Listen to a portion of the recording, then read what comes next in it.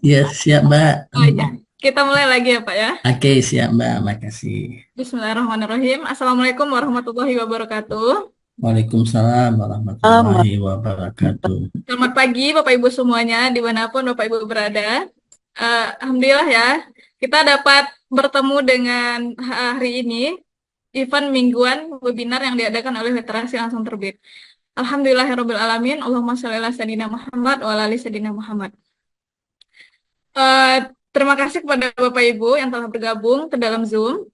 Hari ini kita akan membicarakan topik tentang bagaimana sih untuk meniti karir sebagai dosen dan tantangannya itu apa. Gitu. Jadi kita hari ini akan sharing bersama Bapak Dr. Harjoni S. SOS IMSI dan saya Yusni sebagai host hari ini. Sebelum kita mulai, saya akan menyampaikan beberapa aturan teknis terkait webinar kita hari ini. Yang pertama, link absensi itu akan kami bagikan setelah sesi tanya jawab. Jadi Bapak Ibu harap bersabar ya. Absensinya nanti akan kita bagikan setelah sesi tanya jawab. Kemudian, rekaman webinar, sertifikat peserta, dan materi webinar akan kami bagikan hari Senin di grup Telegram dan WhatsApp. Jadi Bapak Ibu yang belum bergabung, silahkan nanti untuk bergabung menggunakan link tautan yang kami bagikan. Kemudian yang ketiga, diharapkan bagi Bapak Ibu untuk mengaktifkan kamera dan memastikan mic-nya dalam kondisi mati, sehingga acara kita tetap kondusif. Nah, yang terakhir, bagi Bapak Ibu yang bertanya, harap untuk mengaktifkan fitur raise hand yang ada di Zoom, atau jika terkendala dan kondisi tidak memungkinkan, bisa bertanya lewat kolom chat. Bagi Bapak Ibu yang beruntung, nanti akan kami berikan hadiah pulsa. Oke, untuk materi kita hari ini sangat luar biasa sekali, Bapak Dr. Harjoni, di mana Bapak ini adalah sebagai lektor kepala. Nah, nilai kumnya itu udah 741. Masya Allah sekali ya Bapak ya. Beliau yang akan berbagi pengetahuan dan ilmunya kepada kita semua. Oke, untuk menghemat waktu, karena mengingat hari ini hari Jumat juga, kita langsung mulai saja ya Bapak ya. Maaf Bapak, mic-nya belum hidup. Baik, iya. Baik, Mbak.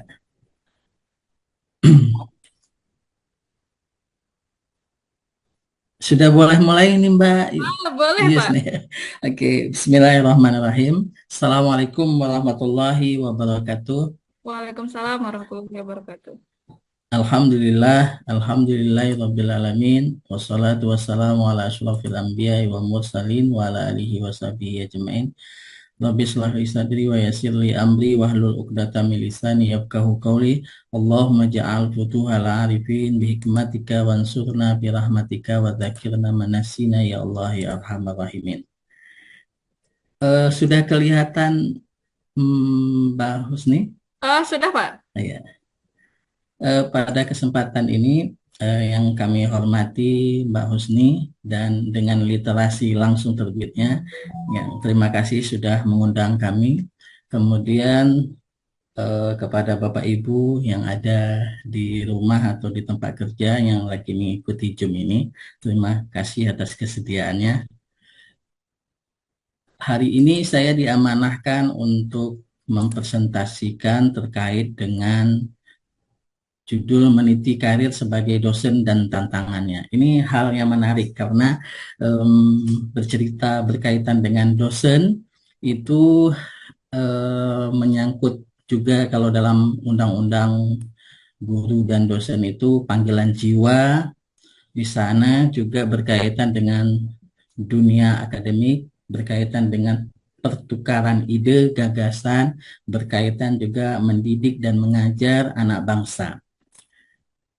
Oleh karena itu, cerita dosen ini cerita sebenarnya dekat kalau mau kita dekat dan bisa jauh kalau kita mau jauh. Sebelum bercerita lebih dalam lagi terkait dengan dosen, izinkan saya menceritakan sepenggal kisah terlebih dahulu. 2000, ini mudah-mudahan bukan maksudnya ria, tapi dalam rangka memberikan inspirasi kepada kita semua. Yang pertama, tahun 2003 saya diangkat PNS di pemerintahan daerah, bukan sebagai dosen tapi di Pemda sampai 2013. Kemudian 2013 barulah saya pindah menjadi dosen di kampus Dulu namanya Sekolah Tinggi Agama Islam Negeri atau STAIN, dan sekarang sudah berubah menjadi YIN, dan insya Allah dalam tahun ini akan berubah menjadi UIN.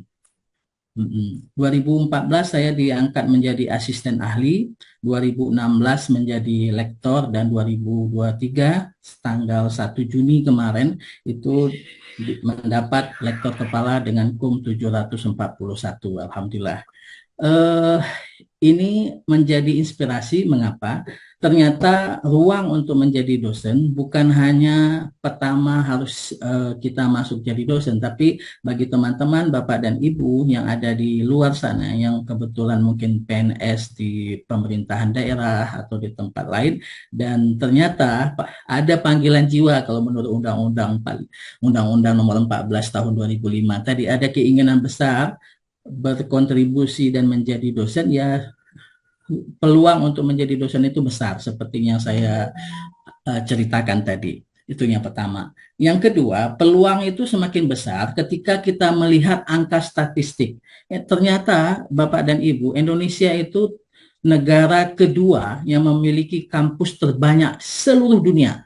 Jadi kalau pertama kampus yang paling banyak itu adalah India dengan 5.349 kampus. Kalau Indonesia itu ada 4.523 kampus. Kalau kampus negerinya itu ada 145, ada 145 itu dibagi dua. Ada kampus di bawah Kementerian Agama itu sekitar 58 kampus, dan sisanya itu 86 itu adalah kampus di bawah Kementerian Pendidikan dan Kebudayaan dan Riset. Selebihnya itu ada 4.523 kampus swasta. Artinya, kampus ini suatu saat tentu saja akan berkembang, baik membuka prodi-prodi baru maupun membuat jurusan-jurusan baru, tentu saja membutuhkan banyak tenaga kerja, baik sebagai dosen maupun tenaga administrasi. Ini jadi peluang bagi teman-teman kita di luar sana yang belum menjadi dosen, itu untuk masuk dan bergabung sebagai dosen, karena peluangnya luar biasa. Selanjutnya, apa itu dosen? Kalau kita melihat Kamus Besar Bahasa Indonesia, dosen itu adalah tenaga pengajar pada perguruan tinggi. Tetapi kalau lebih dalam lagi, kalau kita melihat Undang-Undang Nomor 14 Tahun 2005, itu dosen itu adalah pendidik yang profesional dan ilmuwan. Karena ada kalimat profesional, maka saran saya kepada teman-teman agar segera, kalau belum ada sertifikat dosen, sertifikat fungsional itu, agar segera mengurus ini. Karena ada kalimat profesional itu, dan sertifikat profesional itu salah satu indikatornya memiliki sertifikat dosen itu, sertifikat fungsionalnya itu.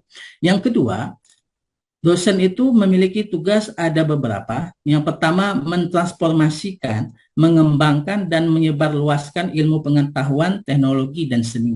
Melalui apa? Melalui tiga, dan itu sering disebut dengan tridharma perguruan tinggi. Melalui pendidikan, melalui penelitian, dan melalui pengabdian kepada masyarakat. Kata kunci berikutnya, kalau ingin menjadi dosen, kalau sekarang ini adalah harus diurus juga nomor, kalau dulu istilahnya nomor NIDN, kalau sekarang sudah berganti dengan nomor unik NUPTK, nomor unik pendidikan atau tenaga pendidikan. Jadi kalau teman-teman yang belum mengurus ini, yang belum mengurus sertifikasi dosen dan belum mengurus NUPTK, segera supaya benar-benar dia menjadi dosen seutuhnya. Lanjut, mengapa kita memilih karir sebagai dosen? Ada beberapa latar belakang yang menjadi pendorong kita sebenarnya. Yang pertama itu adalah adanya pengaruh positif dan prestise di dalam pekerjaan dosen itu. Pertama, memberikan kontribusi nyata terhadap perkembangan pendidikan dan masyarakat, dan secara status sosial, penghargaan, bukan soal duit ya, soal status penghargaan, masyarakat juga memberikan penghargaan yang tinggi kepada dosen. Yang kedua, dosen itu memiliki kebebasan akademik dalam artian terus berkembang. Kalau yang sudah S2, maka ada peluang yang sangat besar untuk mereka untuk melanjutkan studi S3-nya, ikut diklat, pelatihan, postdoc, dan seterusnya. Jadi kebebasan akademik ini kalau di dunia dosen itu sangat luar biasa luas dan lebarnya. Kemudian lingkungan di kampus itu memang lingkungan yang untuk orang-orang bertukar gagasan, ide, dan melakukan hal-hal baik lainnya, pengabdian misalnya, pendidikan, peneliti, dan seterusnya. Jadi lingkungannya juga membuat kita bebas untuk melakukan hal-hal baik. Kemudian yang terakhir dan paling utama adalah dosen itu sama dengan pekerjaan lain itu adalah sebagai jalan ibadah menuju kepada kebaikan. Semoga di dunia bahagia dan di akhirat juga masuk surga. Oke, ada beberapa hal yang harus kita perhatikan ketika kita ingin menjadi dosen. Tentunya pendidikannya ini agak lumayan tinggi, harus magister. Jadi kalau sarjana S1 dalam undang-undang dosen dan guru itu, guru atau dosen itu disyaratkan harus S2 untuk mendidik di fakultas S1 atau di kampusnya yang S1 dan S3 untuk di pasca sarjana. Itu kualifikasi untuk pendidikan minimalnya. Kemudian kualifikasi akademiknya memiliki kemampuan mengajar, penelitian, dan pengabdian, dan memiliki ada beberapa kampus yang mensyaratkan kepada pemula itu harus memiliki sertifikat. Apakah sertifikat mengajar dari kampus swasta, kalau mau menjadi dosen negeri, dan seterusnya. Tantangan menjadi dosen. Hari ini memang kita agak dihantui dengan perubahan beberapa peraturan berkaitan dengan dosen yang tentunya agak sedikit menekankan lebih berat itu kepada tugas administratif. Jadi dosen tidak hanya yang 3 tadi yang kami sebutkan sebagai tridharma perguruan tinggi, tetapi juga ada tambahan tugas administratif yang semuanya harus didokumenkan. Kalau tidak, ini agak berat ketika kita menyusun kenaikan pangkat dan seterusnya. Jadi beban kerja cukup lumayan berat kalau di dosen, harus mengajar sekian SKS, kalau kewajibannya itu ada 12 SKS, kemudian harus penelitian, harus melakukan pengabdian, harus dan juga tugas administratif lainnya. Kemudian tekanan publikasi, apalagi sekarang ini dengan ada perubahan, maka tekanan publikasi kalau setiap jenjang itu misalnya asisten ahli menuju lektor, kemudian menuju lektor kepala sampai ke profesor, maka publikasinya juga bermacam-macam. Untuk profesor mungkin harus fokus Q2 dengan SJR sekian dan seterusnya. Kemudian juga dosen itu tantangannya nggak boleh gagap teknologi atau gaptek, tapi harus ke depan. Jadi kalau dosen-dosen yang rada-rada gaptek ya harus belajar supaya bisa mengikuti perkembangan teknologi ini. Kemudian yang berikutnya tantangannya adalah setiap periode kita akan bertemu dengan mahasiswa yang memiliki latar belakang yang beragam.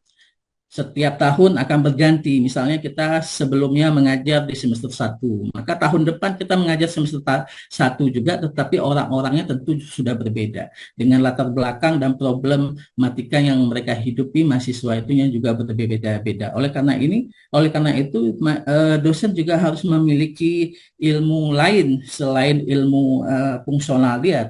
Salah satunya mungkin ilmu harusnya mengetahui bagaimana cara supaya mahasiswa itu bisa mengikuti pelajaran kita dengan senang, kemudian bisa menyelesaikan masalah mereka sedikit. Apalagi misalnya di Aceh seperti di Aceh Utara, Lok Sumawe itu ada 27 kecamatan dan mereka itu jauh-jauh. Jadi memang kadang-kadang kita dihadapkan tidak bisa tepat waktu, misalnya jam 8 harus mengajar karena banyak juga mahasiswa yang jauh tadi. Jadi pemahaman-pemahaman ini harus dimiliki oleh dosen supaya bisa proses belajar itu baik, tidak menerapkan keadilan gitu. Keadilan kan bukan berarti harus sama rata. Kemudian sukses menjadi dosen ini adalah menjalin relasi, dan salah satunya misalnya kalau kita ingin mengembangkan karya kita, kita bisa bekerja sama dengan literasi langsung terbit ini. Ada buku saya juga mereka terbitkan. Ya, itu karena hubungan relasi tadi. Kalau sekiranya kita tidak menjalin hubungan yang baik dengan berbagai pihak, maka kita juga akan mengalami kendala. Dan banyak juga yang tersedia di teman-teman itu informasi misalnya, yang mungkin kalau kita sendiri tidak tahu, tapi dengan adanya jalinan relasi tadi kita mendapat informasi dari sejawat, dari teman-teman kita, dari mahasiswa, dari dosen di dalam kampus ataupun dosen di luar kampus kita. Kemudian tips sukses yang berikutnya, jangan pernah berhenti untuk melakukan perkembangan diri, mulai dari pelatihan, seminar seperti sekarang ini maupun konferensi lain-lain sebagainya. Karena setiap gerakan dosen itu semuanya punya nilai. Ketika kita mengikuti Zoom seperti ini, maka sertifikatnya itu bisa masuk kepada penunjang.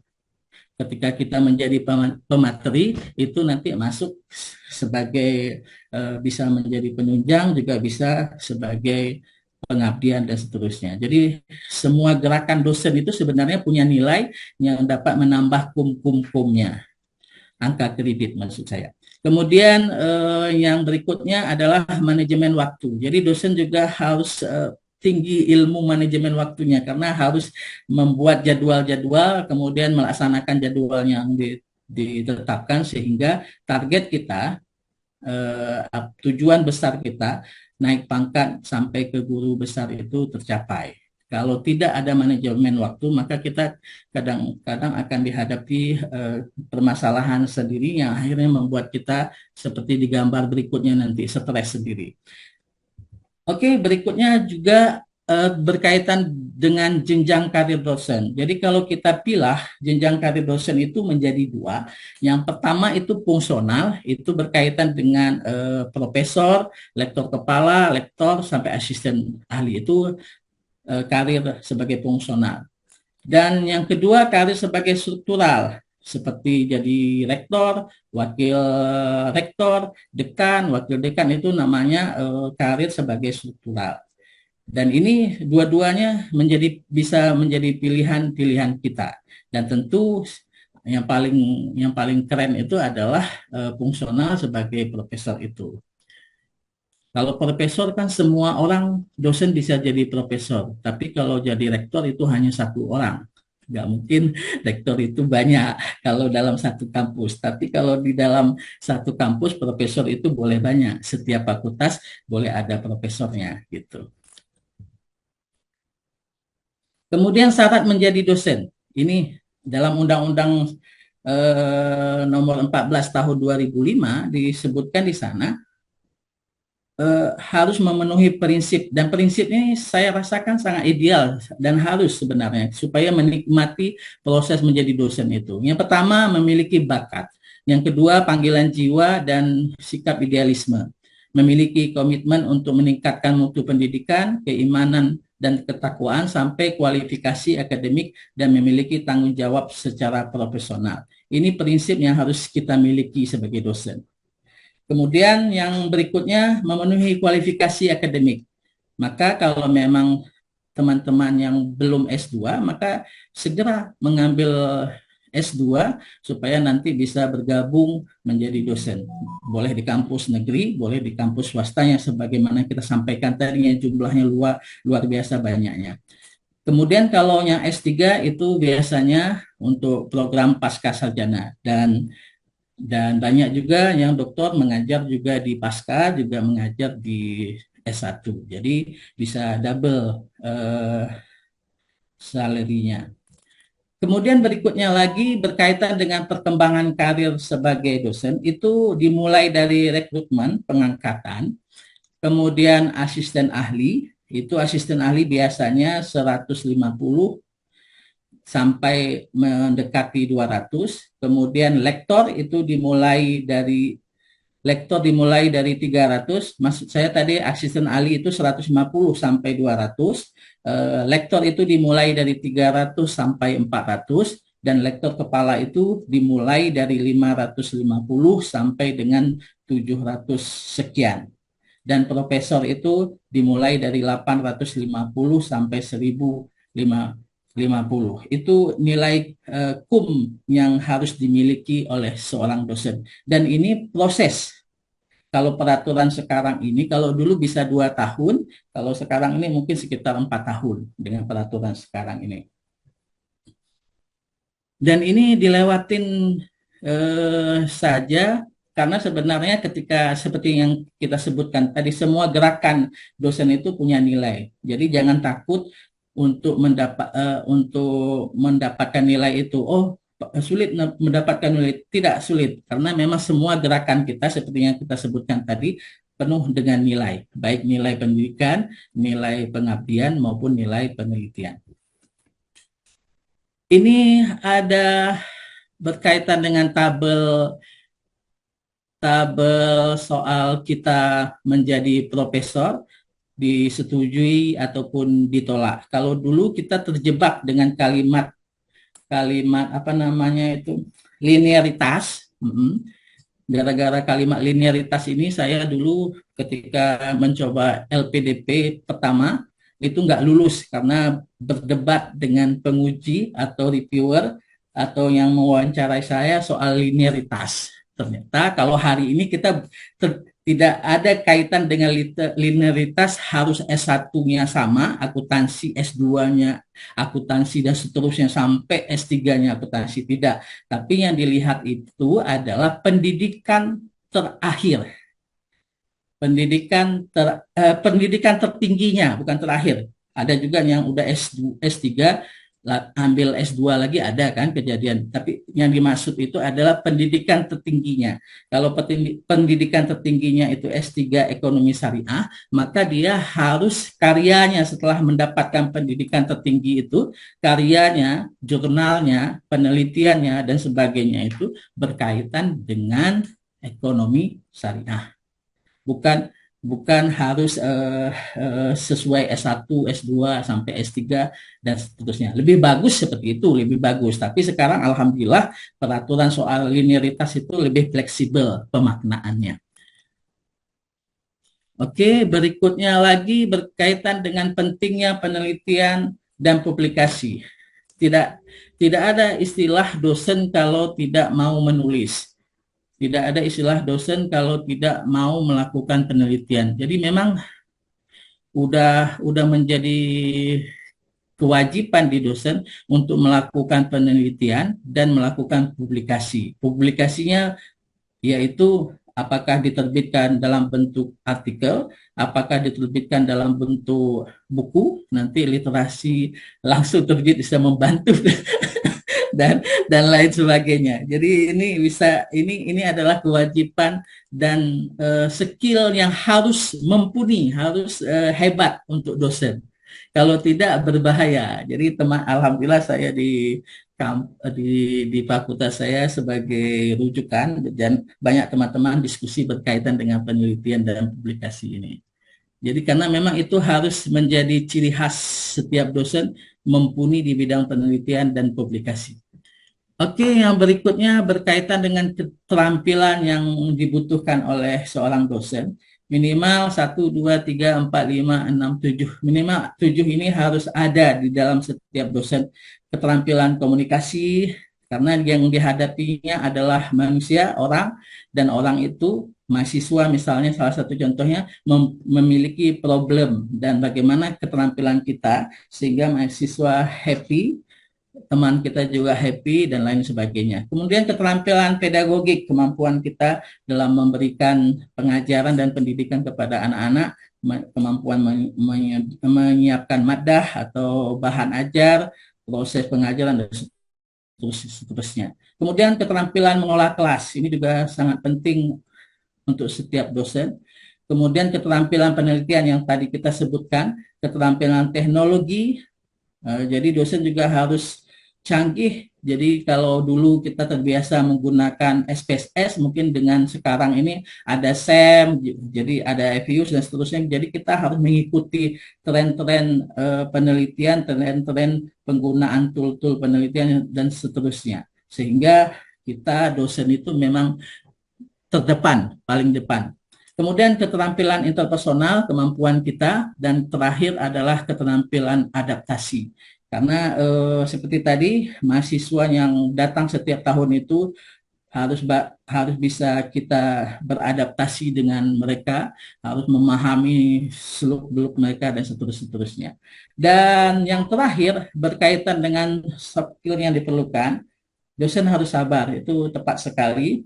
Kemudian kreatif, kemudian fleksibilitas dan motivasi. Tapi kata kunci untuk sabar ini bukan berhenti di tempat, tapi sabar dalam artian mempersiapkan diri untuk terus maju.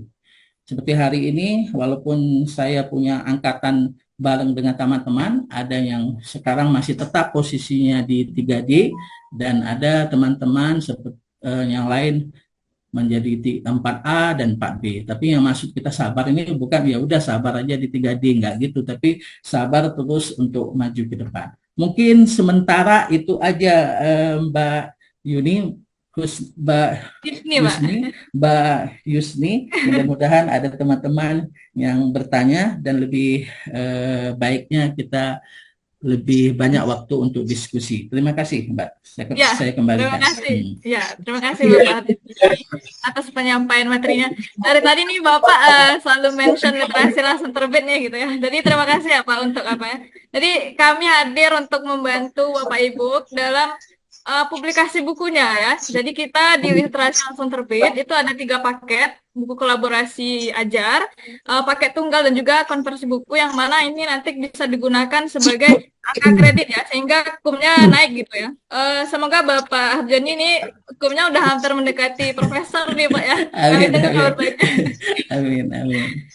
Oh iya, bagi Bapak Ibu yang masih pemula nih atau masih meniti karir, jangan bersedih hati gitu ya. Kita hari ini akan diskusi dengan Bapak Harjoni ya. Untuk pertanyaan pertama, silahkan kepada Bapak Dahlan Sitohan. Silahkan Pak. Oke, selamat pagi. Pagi Pak. Selamat pagi Pak Dahlan.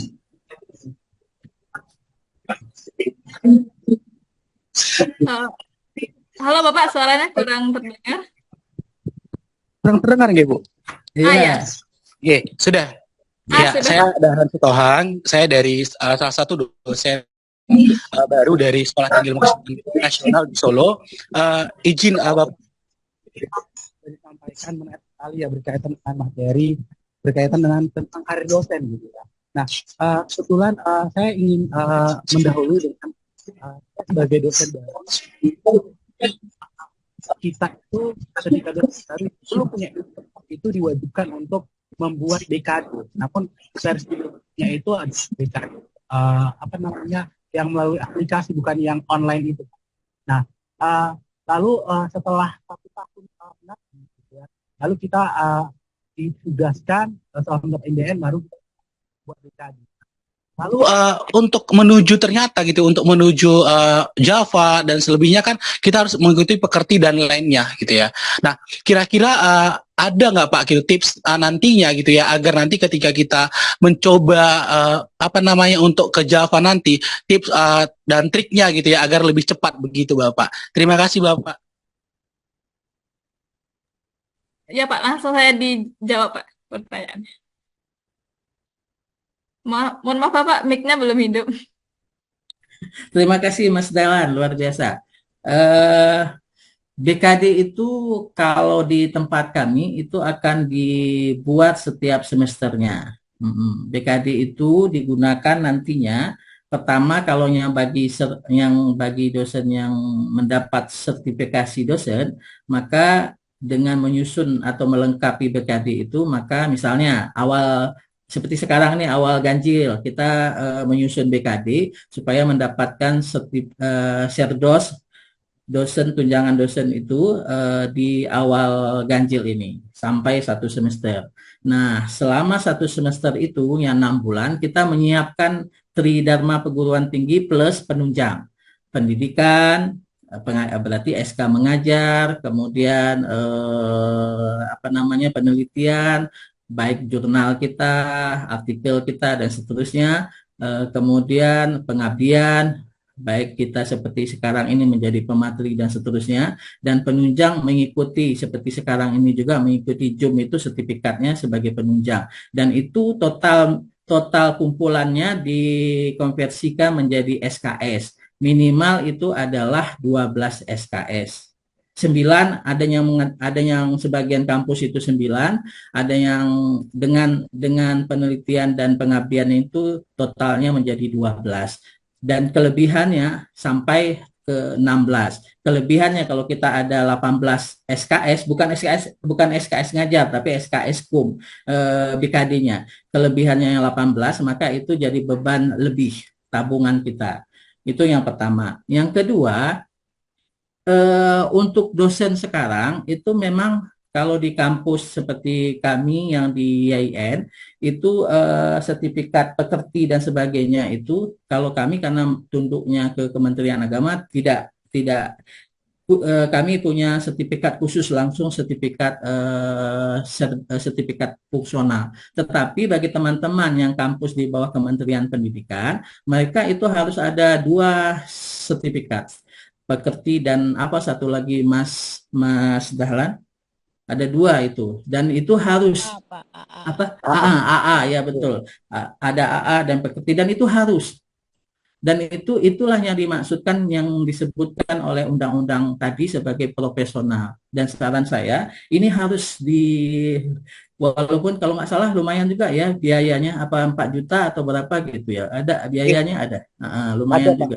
Iya betul, lumayan. Tapi saran saya kalau kita melihat undang-undang tadi ini harus kita miliki. Kalau tidak nanti jadi persoalan. Kita bisa diturunkan menjadi staf administrasi, bukan jadi dosen karena belum punya sertifikat AA dan pekerti ini. Itu yang kedua. Yang ketiga, bagaimana cara kita supaya bisa cepat fungsional kita? Maka kolaborasi salah satu kuncinya. Kolaborasi. Jadi kalau ada tim kita itu lebih bagus. Jadi misalnya hari ini kita menulis artikel penelitian, kebetulan punya penelitian kita dan tim kita sebagai ketua kita menulis, kemudian sebagai anggota kedua sebagai penulis kedua, penulis ketiga dan seterusnya. Kemudian nanti ada teman kita juga menulis artikel, kita gabung di sana, kita sumbangkan metodologi dan seterusnya. Tapi ingat, kalau asesor menilai sebuah artikel itu, maka itu nanti ditanyakan semua penulis itu harus punya peran. Nggak boleh titip nama. Kalau ada kebiasaan begitu, itu segera harus dihilangkan. Karena nanti ketika kita, apalagi menjelang mau menuju profesor, itu akan ditanyakan. Misalnya saya sebagai penulis pertama, penulis keduanya Mas Dahlan. Jadi akan ditanyakan oleh asesor penilai nanti, Mas Dahlan kontribusinya apa dalam artikel itu? Oh, Mas Dahlan kontribusinya metodologi. Oh, Mas Dahlan kontribusinya sebagai analisa data atau pengolahan data dan seterusnya. Tapi sekarang ini semua nama itu harus jelas kontribusinya apa. Saya kemarin itu ada menulis jurnal di Malaysia, WOS, itu di sana sebagian jurnal langsung menyuruh kita menulis peran-peran penulis itu. Penulis 1 perannya apa, penulis kedua perannya apa, penulis ketiga perannya apa. Harus disebutkan di dalam artikel tersebut sehingga tidak terjadi nanti konflik interest. Tetapi kalau ada jurnal lain misalnya tidak menyuruh seperti yang di Malaysia itu, maka kita sendiri punya catatan peran-peran itu supaya nanti ketika penyusunan BKD tadi atau nanti ketika kita mau ke profesor itu ditanyakan oleh tim, kita bisa menjelaskan peran-peran tadi. Dan kata kuncinya tetap, walaupun agak berat seperti yang saya jelaskan, tetap kita harus melakukan kolaborasi kalau mau nilai kita banyak dan kalau kita mau cepat. Seperti yang disampaikan oleh Mbak Yus tadi Iya, berkaitan Pak. dengan berkaitan dengan buku-buku Kolaborasi ya. chapter, kolaborasi chapter ya, model-model begitu. Jadi kita satu sisi agak kurang duitnya, menghemat duit, satu sisi menghemat waktu, dan satu sisi menghemat tenaga. Dan kum juga tetap ada. Seperti itu, Mas Mas Dalan sementara. Terima kasih banyak Iya, Bapak. iya. Permisi, Oke, Pak. iya. Pak, izin, Pak. Ya, Mas Dolan. Ya, Mas Ya, Donald Pasaribu, Pak. Izin. Donald. Ya, siap, Mas. Sebentar, Bapak Donald. Kita siapkan dulu pertanyaan dari Bapak Dahlan ya, Pak ya. Oh, siap. Oh, nih. Oke, bagaimana Bapak Dahlan? Apakah masih ada yang ingin ditanyakan kepada Bapak Harjoni atau udah cukup? Sementara cukup dulu. Terima kasih banyak, Oke, Bapak. baik. Oke, terima kasih Bapak Dahlan. Untuk Bapak Donald, harap antri dulu ya Pak ya, karena ini pertanyaan udah banyak masuk nih. Harap bersabar sebentar Pak. Oke, kita lanjut kepada Ibu Esther yang udah mengajukan fitur raise hand. Mendengarkan ini loh, Halo Ibu. mendengarkan video ini. Ya, Ya, silahkan pertanyaannya Bu. ya Ya, mohon saya- maaf ya, signal saya di tempat saya lagi jelek, jadi saya nggak buka video. Oke, baik Bu. Ya, terima kasih Mbak Pak Harjoni ya. Pak, saya mau nanyakan nih, soalnya kan kalau kita sekarang ya untuk kenaikan pangkat untuk pengusulan itu sudah 1 tahun 6 kali kalau nggak salah ya. Baik, betul. Kali diusul. Ya. Nah, yang sekarang dilemanya ini para dosen untuk kenaikan pangkat. Ini kan dari bulan Juli ya, Juli Agustus itu kan sudah harus pengusulan. Nah, sekarang misalnya yang dari 3D mau loncat itu nggak bisa lagi gitu. Nah, gimana ya? Dosen semua ini punya kum itu dipertaruhkan. Artinya kalau misalnya kita dari 3D naik ke 4A, otomatis kumnya itu semua hilang. Betul. Apakah itu tidak bisa misalnya dari 3D sekarang sudah naik 4A, dia maksudnya loncat langsung ke 4C aja dulu gitu. Nggak bisa lagi ya? Iya. Nah, itu kan kumnya misalnya. Saya aja sampai saya bilang, aduh saya tahan aja nih. Karena kalau itu sudah kita nggak bisa loncat langsung ke 4D ya. Karena kum saya nih lagi banyak banget Pak. 900-an. Sudah 1000 kemarin dipotong jadi tinggal 900. Nah, untuk mau loncat ke 4C itu agak sulit. Nah, apakah ada kebijakan dari Kementerian Dikti itu bagaimana ya? Artinya kita semua dosen merasa dirugikan. Kalau diuntungkan itu ya bagian struktural karena mereka naiknya enak ya. Dulunya mereka memang agak repot. Iya. Tapi kita dulu itu kan masih gampang ya. Iya, 2 tahun Nah, sekali. sekarang ini yang cara kita menaik ke 4A itu terus hilang, itu semua lagi ngamuk. Makanya ya biar aja begitu pendidikan maksudnya. Artinya gimana loh Pak? Oke, baik. Artinya dengan yang tadi penjelasan ya semua sudah dilakukan. Tapi untuk kapasitas dosen diperhitungkan ya, karena setiap hari ini kan kerjaan kita nih bukan saja mengajar, tapi kita juga salah satu jadi orang struktural loh. Isi BKD, Sister, Sinta, terus ada lagi RPI yang barusan ini. Nah, kalau misalnya untuk sistem metode atau itu kan sekarang lagi sudah makin canggih ya, NVivo nih sekarang ini nih. Yang sekarang lagi trennya NVivo. Nah itu hal-hal demikian yang kita sudah kejar semua, tapi kok kenapa pada saat waktu kita mau naik pangkat hilang kita punya semua kum dan poin itu. Nah itu Pak, terima kasih. Makasih Mbak. Iya Pak, Ibu. Silakan Bapak Iya. Harjoni. Terima kasih Mbak Esther, luar biasa ini. Yang pertama, kalau kemarin itu lebih duluan Dikti di bawah Kementerian Pendidikan itu kalau nggak salah itu usulan untuk naik pangkat terakhir itu adalah bulan 6 atau bulan 7 yang lalu. Untuk tahun ini memang terakhir itu adalah untuk tahun ini, Mbak. Jadi tahun depan itu nanti peraturan baru. Kemudian sistemnya itu seperti yang kita takutkan selama ini akan dimulai itu tahun yang akan datang. Tapi yang terakhir itu tahun ini untuk bagi teman-teman yang seperti Mbak tadi untuk bisa usul. Dan kemarin itu kalau bagian umum kalau masuk surat edarannya ke kami di YIN itu bulan yang fungsionalnya umum kami di YIN itu kan terbelah dua juga. Ada dosen yang memang apa namanya fungsional keagamaan itu baru baru bulan September sampai bulan Oktober ini masih ada peluang untuk naik pangkat dengan aturan yang lama bulan 9 atau bulan Oktober ini.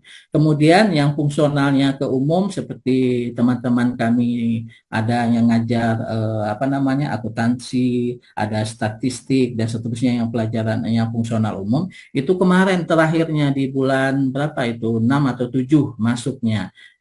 Jadi memang kalau ikuti peraturan yang lama itu tahun ini terakhirnya. Kalau tahun depan itu udah ke peraturan yang baru dan informasinya kalau tahun yang akan datang itu semuanya balik kepada sister kita sampai ada nanti penjelasan di sister itu siapa-siapa saja yang bisa mengusulkannya. Jadi ke depan itu sister itu seperti yang selama ini kita buat harus memang semua informasi diri kita, gerakan kita yang saya istilahkan tadi, pendidikan kita dan sebagainya harus masuk ke sistem. Nanti bagian sana, bagian pusat lah yang nanti akan mengeluarkan kita layak untuk naik pangkat dan seterusnya. Jadi kita agak-agak menunggu ini, agak menunggu apa kata sister.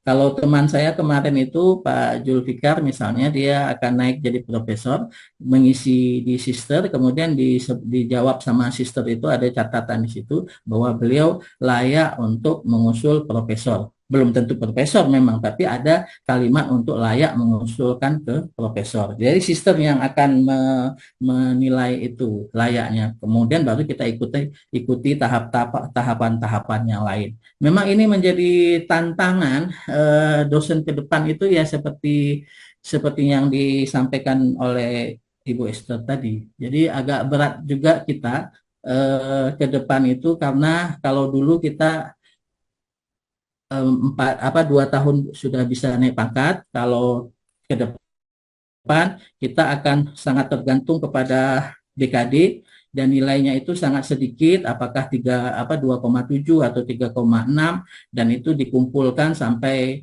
bisa jadi sampai 4 tahun, bisa jadi sampai 5 tahun. Kemudian ada penilaian kinerja dari pimpinan juga yang digabung dengan DKD tadi sehingga nanti jumlahnya sekian. Apakah sekian itu sudah pantas untuk naik ke level berikutnya dan seterusnya. Jadi kalau untuk Mbak Esther memang tahun ini terakhir. Apakah mau jadi lompat apa tidak, memang semuanya tahun ini terakhir. Setelah itu tidak ada cerita lompat lagi. Yang pasti kita akan naik paling cepat itu 4 tahun atau rata-rata 4-5 tahun naiknya karena menunggu nilai yang tadinya sedikit tadi dan integrasi nilai yang ada di kementerian itu seperti nilai saya kan saya usulkan kemarin itu 900 akhirnya disetujui 700 tapi nilai integrasinya itu adalah 500 sekian dan 500 sekian itu kalau dipotong-potong maka sampai ke 4C nanti tahun ini saya kan 4A, 2 tahun lagi 2026 saya 4B, 2028 saya 4C, kemudian kalau ada sisa dari 500 sekian tadi, maka hanguslah, nggak bisa jadi modal untuk profesor. Jadi kalau untuk profesor ya nyicil di ujung sana nanti, di ujung di 3C itu. Tinggal salah satu lagi misalnya jurnal Scopus dan seterusnya. Jadi intinya kalau mau pindah dan lompat-lompat tadi itu hanya ada di tahun ini. Tahun depan tidak ada cerita lagi lompat-lompat dan nilainya itu sesuai dengan nilai integrasi tadi. Dan berapa nilai integrasi itu yang dikotak-kotakkan dengan syarat wajib. Apakah kalau mau jadi profesor berarti jurnal Scopus, kalau mau 4C Sinta 2, Sinta 2 untuk 4 3 3D, 3C gitu. Seperti itu. Jadi memang tahun ini cuman berlaku, tahun depan sudah balik seperti yang disampaikan oleh Ibu Isti tadi. Seperti itu Mbak Yus. Mm-mm. Oke, Bapak. Bagaimana Ibu Esther? Apakah ada tanggapan lain? Iya Mbak, iya Pak John. Mm-mm. Kalau kayak begini, nanti dosen pada semua lari jadi struktural. Iya, ngapain kita kerja susah-susah, naik pangkatnya aja susah. Mending enak, struktural itu kan tenang-tenang. 4 tahun naik pangkat, 4 tahun naik pangkat. Nyantai-nyantai aja, ini kita sengsara. Tapi untuk naik pangkatnya, aduh.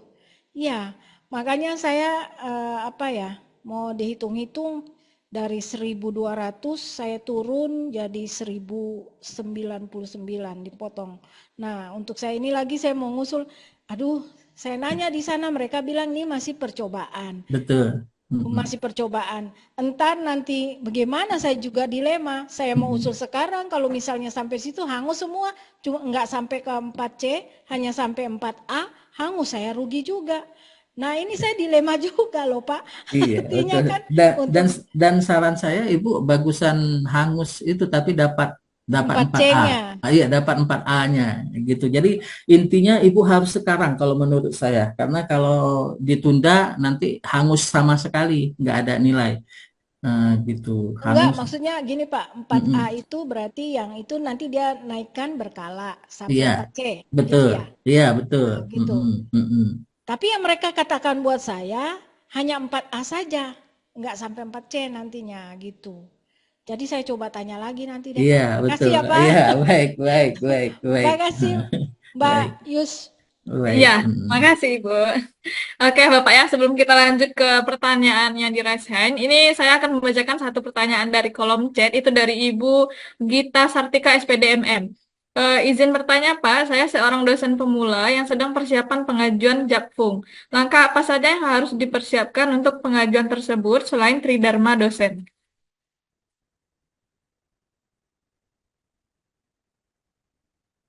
Oke, mic-nya belum hidup Bapak. Sih Mbak Gita.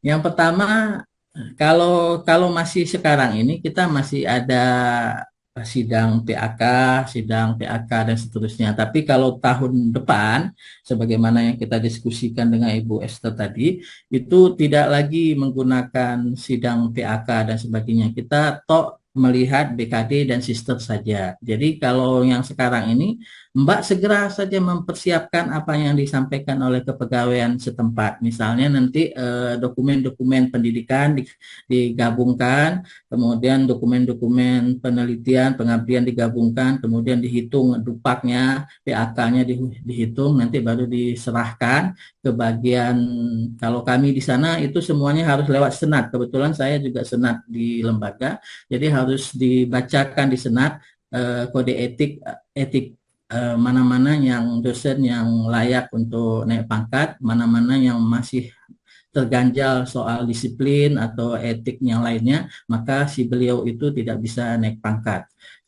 Seperti itu. Jadi setelah sidang senat nanti, barulah dilanjutkan, kami tuliskan disposisi atau catatan, kami teruskan kepada bidang kepegawaian. Nanti bidang kepegawaian memberikan kepada pertimbangan kami itu tadi diberikan kepada wakil rektor 1 yang membidangi PAK. Beliau nanti yang kemudian menjadwalkan kapan sidang PAK. Setelah itu nanti baru dilakukan sidang PAK. Kalau di bawah lektor kepala itu masih kampus yang mengeluarkan SK-nya di bawah lektor kepala. Tapi kalau udah lektor kepala itu di pusat, apakah itu di Kemenak seperti kami di bawah Kementerian Agama, apakah itu di Dikti Kementerian Pendidikan, seperti itu. Jadi kalau saran saya, karena memang peraturan itu nanti akan berubah-berubah, kita sulit menebaknya karena itu memang wewenang yang di pusat. Oleh karena itu, kalau menurut saya lebih bagus yang terdekat ini, Jadi apapun segeralah lakukan sekarang ini. Mumpung masih ada ruang sampai bulan November atau bulan Desember. Segera kalau bisa gitu. Gitu Mbak Gita. Oke, terima kasih Bapak. Selanjutnya kita masuk ke pertanyaan yang udah ada di Zoom yang tuh yang raise hand itu ada Bapak Bayu Nur Kuncoro. Halo Bapak Bayu. Halo Bapak, suaranya belum terdengar Pak. Oke, sembari kita menunggu Bapak Bayu, saya akan membacakan satu pertanyaan lagi nih Pak di kolom chat dari Bapak Budi Firmansyah. Saya sudah dosen Japung asisten ahli, belum Serdos. Apa yang harus disiapkan untuk Serdos? Mic-nya Bapak. Baik, Mas Budi, tadi seperti yang kita sampaikan dan kita diskusikan dengan Mas Dahlan tadi, maka segera Pak Mas Budi mengikuti AA itu, cari informasi kampus mana yang melakukan pelatihan dan penerbitan sertifikat AA dan Budi Pekerti itu. Dan itu salah satu syarat untuk pengusulan mendapatkan sertifikasi dosen untuk teman-teman di bawah Kementerian Pendidikan. Dan itu segera Mas Budi cari informasi kapan dan di mana dibuat AA dan dibuat Budi Pekerti seperti itu, Mbak Des. Oke, baik Bapak. Bapak Bayu, apakah sudah standby di Zoom? Suaranya tidak terdengar, Pak.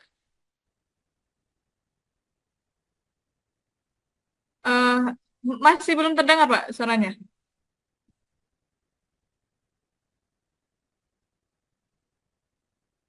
Halo, Bapak Bayu.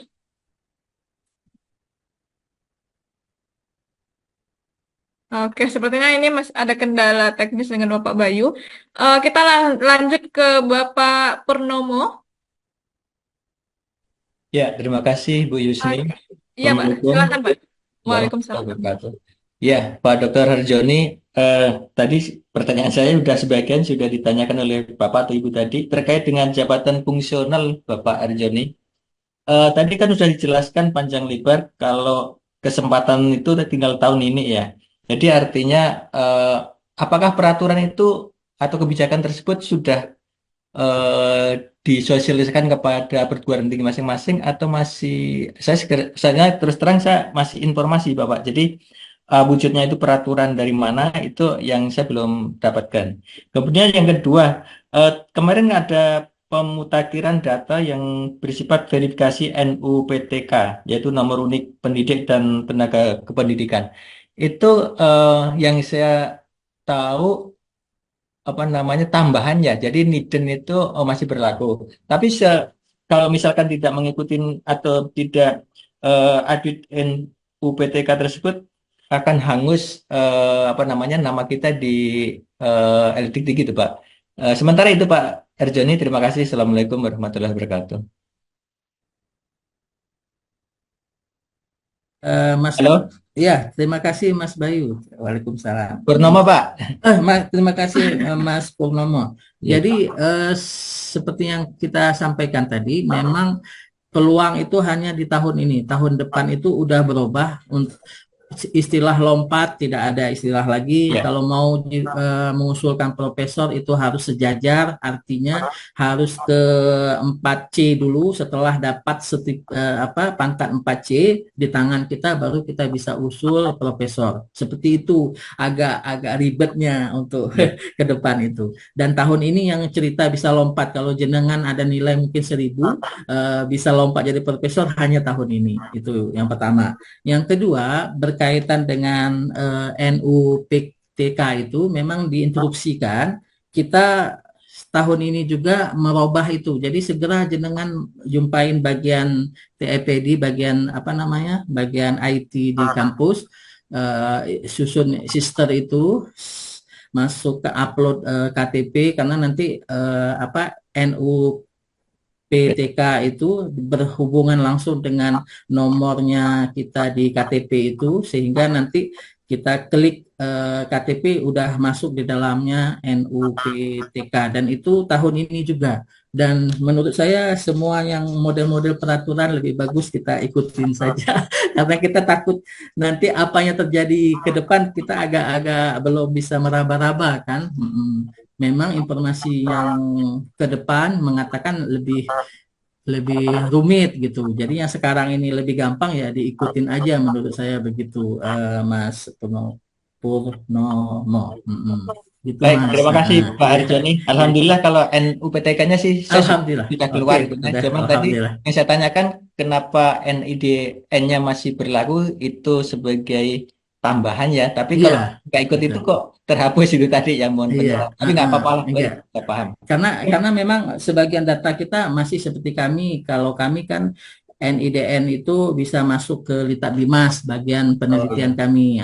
Jadi masih digunakan karena memang ada beberapa tool seperti penelitian kalau di Kementerian Garuda ya apa istilahnya itu untuk penelitian. Kalau di bagian kalian di bagian Kementerian Pendidikan untuk kampusnya apa namanya? Kalau kami Litab Dimas. Kalau jenengan apa namanya untuk L, penelitian?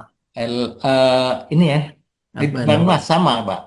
Litban, ya Litban Mas. Itu dulu kan masih minta NIDN. Ya, Oleh karena itu belum berubah kalau misalnya nanti di apanya di sistemnya minta NU apa tadi NUPTK baru kita masukkan. Makanya nggak bisa serta merta hilang sementara ini. Oke, terima begitu. kasih Pak Dr. Harjoni. Oke, terima kasih Bapak Purnomo. Mengingat waktu nih Pak ya, kita cukupkan dulu diskusinya Bapak Ibu. Minggu depan kita bisa berjumpa lagi. Nah, tadi kan kita udah mendengar penjelasan dari Bapak Harjoni. Ternyata beban dosen itu terlalu banyak gitu, belum laporan BKD segala macam. Nah, mumpung di awal semester, kami dari Literasi Langsung Terbit itu bisa membantu Bapak Ibu semua dalam menerbitkan bukunya, ada dalam bentuk kolaborasi tunggal, buku mandiri dan juga konversi. Nanti kami di akhir semester juga tidak bisa didesak gitu Bapak Ibu ya, karena semuanya itu ada proses, ada waktu gitu. Jadi mumpung awal semester, segera siapkan naskahnya atau bisa diskusi langsung dengan admin. Kami juga memiliki banyak jurusan yang lain gitu, tidak berfokus di ekonomi atau agama saja gitu. Oke, Bapak, sebelum kita tutup nih, mungkin Bapak ada closing statement yang akan disampaikan kepada Bapak Ibu dosen hebat kita ini. Mic-nya belum hidup, Pak. Terima kasih atas semangatnya teman-teman, Bapak dan Ibu. Walaupun jauh di sana, perasaan saya dekat nih di hati. Dan ini ada yang minta nomor HP, ini saya bacakan aja 0811 6704661. Itu nomor HP saya. Ada WA-nya, silahkan nanti mau silaturahmi via udara, silahkan. Yang pertama saya ingin mengatakan bahwa dosen itu memang panggilan jiwa. Walaupun kita dihadapkan oleh tantangan ke depan yang mungkin ya tanda kutip mungkin lebih berat, tapi kalau kita menikmati sebagai pengajar dan pendidik, mungkin kita akan mencari strategi-strategi supaya tugas kita sebagai dosen jalan, pangkat kita juga tetap naik seperti itu. Itu yang mungkin bisa saya sampaikan, Mbak Yus. Oke, mantap. Terima kasih, Teleponnya Pak, Bapak. non jelas Pak, nomor teleponnya. Oh iya, Bapak Dana. Ya, nomor teleponnya 0811 6704661. Oke, Iya. nuhun Bapak. Nggih, matur nuwun. Oke, terima kasih Bapak atas sharing pengetahuannya hari ini sangat luar biasa sekali ya, dan pesertanya pun juga aktif bertanya gitu. Karena menghemat waktu, hari ini Jumat juga akan melaksanakan sholat Jumat. Webinar hari ini kita akhiri dulu. Jangan lupa Bapak Ibu untuk mengisi link absensi yang sudah dibagikan oleh admin di grup. Jika nanti Bapak Ibu tidak mengisi absen, itu sertifikatnya juga tidak bisa keluar. Nah, bagi Bapak Ibu yang ingin bergabung menjadi narasumber kami juga bisa. Silahkan nanti hubungi admin kami. Jadi kita membuka kesempatan kepada seluruh Bapak Ibu dosen untuk bergabung menjadi narasumber dan nanti sertifikatnya itu bisa digunakan untuk kegiatannya gitu. Oke Bapak, sebelum kita akhiri, mungkin kita di sesi dokumentasi terlebih dahulu. Harap Bapak Ibu untuk membuka kameranya.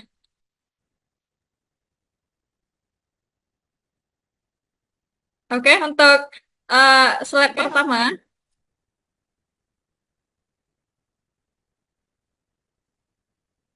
Oke, next untuk slide kedua, Bapak Ibu harap aktifkan kameranya ya. Oke, slide selanjutnya, slide ketiga.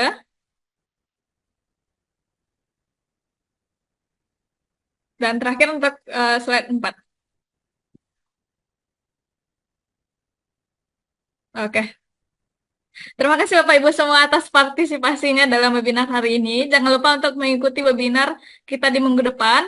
Link rekaman webinar, PPT, dan sertifikat itu akan kami bagikan di grup Telegram dan WhatsApp. Jadi Bapak Ibu harap bergabung ke dalam grup kami gitu. Oke, terima kasih kepada Bapak Harjoni atas ilmunya Pak. Bagi Bapak Ibu yang ada keperluan, Terima kasih. silahkan untuk keluar dari Zoom, boleh Bapak. Iya. Oke, Terima Terima kasih, kasih Pak. Bapak. terima kasih. Ya, Terima kasih. dadah. Terima kasih Bapak Ibu semuanya. tim lead ya. Terima kasih. Oh Izin, iya, izin terakhir Mbak Pak Yus ini. ya. Ya, apa Mbak Ya, Yus? lanjut Pak. Hmm. Bagi Bapak Ibu yang bertanya tadi, Bapak Dahlan Sitohang, Ibu Esther, Ibu Gita, Bapak Budi Firmansyah, dan Bapak Purnomo harap tinggalkan nomor HP-nya di kolom chat, nanti akan kami kirimkan pulsa. Iya. Oke, izin ya Mbak Yus ya. Ya, Izin dadah. Pak Ya, Pak. Pak Dona, Mbak Tiara, Mbak Ibu Esther. Oke, Assalamualaikum. Waalaikumsalam warahmatullahi wabarakatuh. Waalaikumsalam warahmatullahi wabarakatuh. Sehat selalu, Bapak. Ini luar biasa. Terima kasih. Ya, Pak, sama Ibu. izin live ya. Iya, Bu.